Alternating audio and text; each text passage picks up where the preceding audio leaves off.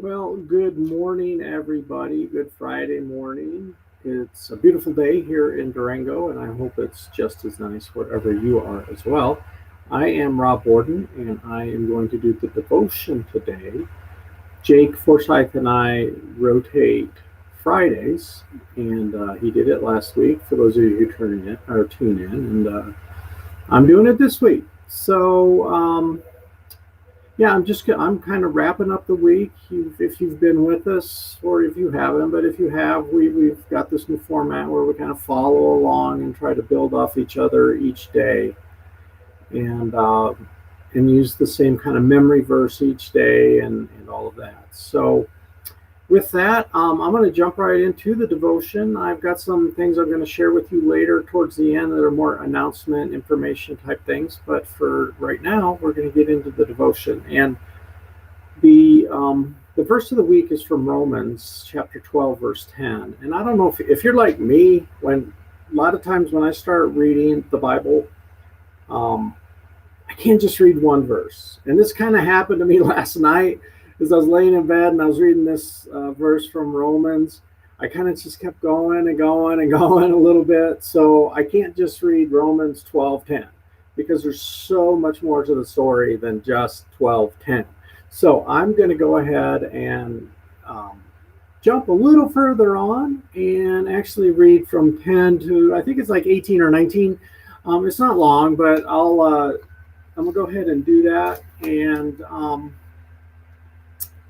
yeah, hopefully you get something out of it. And if you get a chance later and you want to go back and look at it, you might find yourself just like I was, which was you start reading it, and then all of a sudden um, you're through all of chapter 12 and into 13, or who knows where you end up. But let me go ahead and start this verse, and because there's so much good stuff in here, and so it starts. I'm actually going to go in verse 9 because I think it kind of leads us into 10. And it says, don't just pretend to love others, really love them. Hate what is wrong, hold tightly to what is good. Love each other with genuine affection and take delight in honoring each other. Never be lazy, but work hard and serve the Lord enthusiastically. Rejoice in our confident hope. Be patient in trouble and keep on praying. When God's people are in need, to be ready to help them. When God's people are in need, be ready to help them. And I'm going to talk a little bit about that verse later too. Always be eager to practice hospitality. Bless those who persecute you. Persecute you. That's a tough one, isn't it? Don't curse them. Pray that God will bless them. Be happy with those who are happy and weep with those who are sad. Our staff, we meet every other week in kind of small groups, and we go through we're going through a book right now. And in my group, I have Celia, Linda in the office, and then Morgan, our youth director. We meet every other Tuesday, and we're reading this book. And the part of this last chapter we just did had to do with empathy or sympathy. And that's kind of, that's that weeping with those who weep. Live in harmony with each other. Don't be too proud to enjoy the company of ordinary people, and don't think you know it all. Never pay back evil with more evil. Two wrongs don't make a right. Do things in such a way that everyone can see you are honorable, and do all that you can to live in peace with everyone. So I don't know. I mean, like I said, I was laying in bed last night and I was listening to my music, and I was just preparing for this morning, and I read that verse, and which was verse 10, and I was like, no, there's got to be more to it than that. And it was such good stuff, just things to help us remember as to how we should live our life, the things that we should be doing. And I really like the piece about when others are happy, you want to be happy too. And it's easy to do that with our friends and our family that we really love and care about. It's not always easy to do that with others that we don't know or with strangers. But and it's kind of easy to be happy when others are happy because it's infectious. People smile, and it's easy to do that. But when people are sad and when they're weeping, I think our first inclination is to want to comfort them, and we should do that. But part of this book that we've been reading really goes a little bit more than that, which is saying, hey, I feel you. I know how you feel. And it's okay to feel this way, but how can I help you kind of not move on, but how can I help you feel better? And so there's empathy, there's sympathy, there's all kinds of pieces involved with that.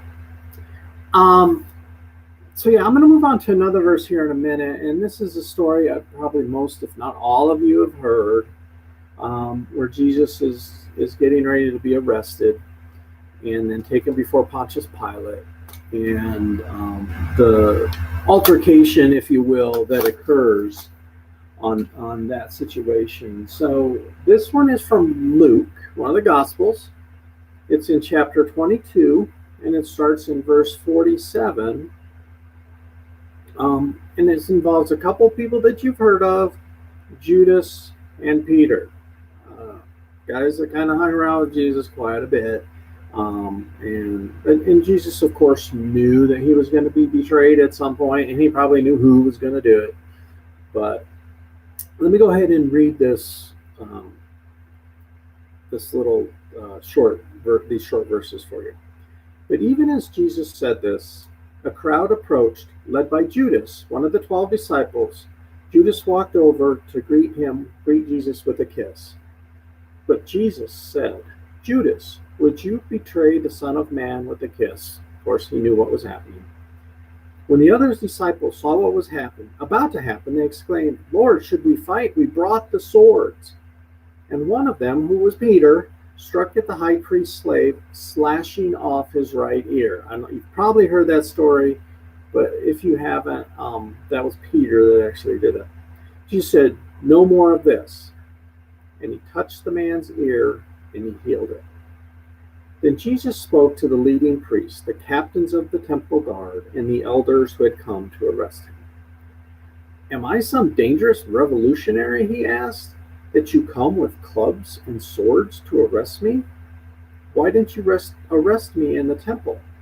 I was there every day, but this is your moment, the time when the power of darkness reigns.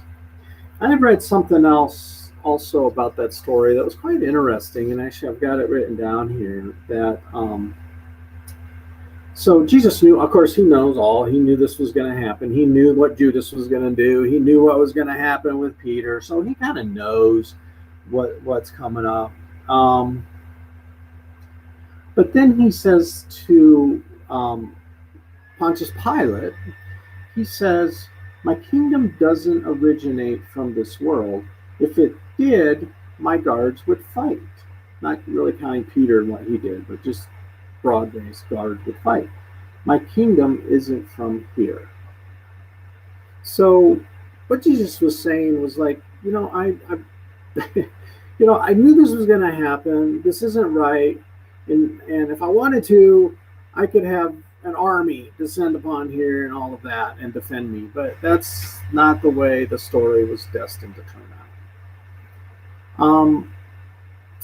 So yeah, I hope I'm going to kind of jump into some other things here now, but I really hope if you get a chance to read the Romans verse in particular, maybe there's one of those verses in there that stands out to you. And for those of you who are signing in or commenting or whatever, I can't see it on the screen I'm using right now, but I will. As soon as we're done, I'll jump in there and reply and all of that. But I have a question for you, because when I was laying last night, I was listening to my music, and like I said, I was reading the scripture, and I thought, for me, when I'm kind of ready to relax at night, I just listen to music, and it can be all kinds of things. Last night it was everything from Chris Tomlin and Mercy Me to Led Zeppelin. Whatever the mood I'm in is what I'm going to listen to, and so I'm kind of all over the place. But I thought, I'm going to ask everybody this morning to share in the comments what you do to relax at night. Your day is done, you hit the pillow, do you listen to music, do you pray, do you read, or do you somebody that just hits the pillow and 8 hours later you wake up and you're ready to go. And if you are one of those people, then we need to talk, because you've got something magic going on for sure. But I just would love to hear what people do to kind of help relax. Is it meditate, whatever it might be? I'd just love to hear what people do to help kind of wind down from the day. So as I had said at the beginning, I have a few kind of announcements type things that are important. We have some big events coming up. We have some changes to the devotional schedule for next week and things like that. So first of all, I want to let you know that for those of you who filled out the survey we had sent out a few weeks ago, and we got, like 240 responses. So thank you to those of you who have done that. We really appreciate it. We have read those, and you've made some really good suggestions, especially as it relates to worship and music and things like that. So I don't want to steal Jeff's thunder, because he's going to preach on it this weekend, but we have heard them, we have read them, and we're starting to take steps to do some of the things that you wanted us, that you thought were important for you. And also, when might you be ready to come back to church, in-person worship inside? And that was quite interesting. And so, yeah, Jeff's going to share more about all of that this weekend. So, speaking of this weekend, we have our first outdoor worship service is this Sunday morning, 2 days from now, and we're starting at 9 o'clock, not 9:30, 9 o'clock. And we are live streaming it, though, so if you can't make it or don't feel comfortable or whatever, tune in at 9, not 9:30. And of course, it'll be there later if you want to watch the recording, but you want to watch it live, join us at 9. We're going to be in the field next to the church, and we'll have it all set up for social distancing. We're limiting the number of people that can attend. That's why we asked for RSVPs. And that's a health department and state regulation. That's not numbers we're making up. It's just something that we want to, and we want to make sure we do this right so we can keep doing it. So, and you must wear a mask and all those things. So, Sunday morning, 9 o'clock.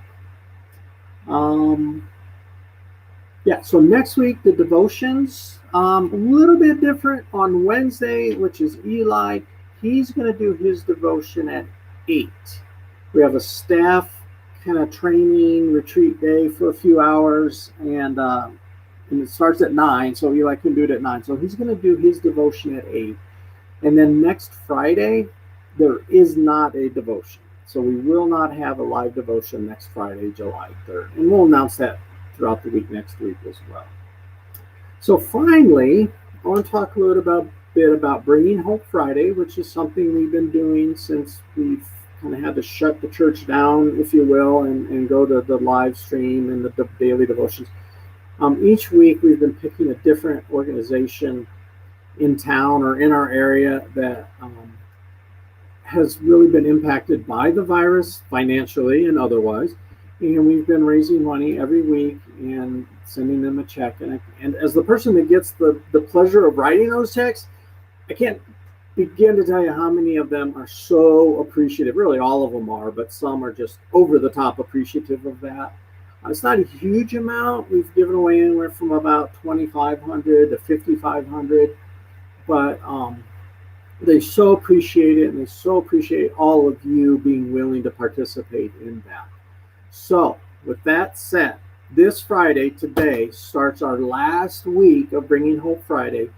And this week, the money is going to go to the Durango Derailers, which is a group in town that raises money for children that need to go up to Children's Hospital for treatments. So if you can imagine, hopefully none of you have ever been through something like that, but you may know someone who has, but the cost involved with gas and lodging and meals and all of the stuff to take your child in a very stressful, scary time and go to Denver, which we're blessed to have a facility like that in our state for sure.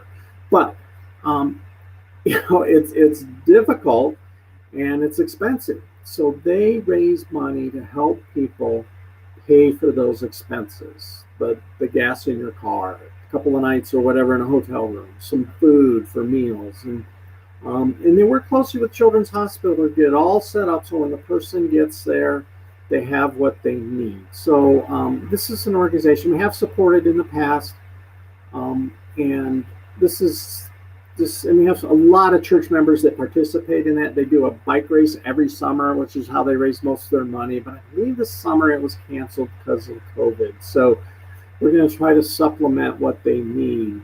So if you decide you want to do that, you can give online and just collect missions. Anything that is donated to missions in the next week automatically goes to that. Or you could just send us a check and either write missions or the Durango Derailers on the memo line, or whatever you'd like to do. 100% of the money goes to the derailers. The church doesn't keep any for administrative fees. We even cover the credit card fees on these. So 100% of what you give goes. So with that, I want to say thank you for those of you who have given the past few weeks to that. We're right around $35,000 total. And, but again, this is the last week. We're ready to kind of take a break from it. And if something similar may come back, we're hoping to be in live worship again in the fall, but we'll see. But this is the last one. And again, thank you so much for your faithful giving to that. I hope you have a great weekend. For those of you that are coming on Sunday, I look forward to seeing you again, even with masks. Hopefully we'll see each other's eyes and can see we're smiling. But anyhow, God bless, be safe, and thanks for tuning in.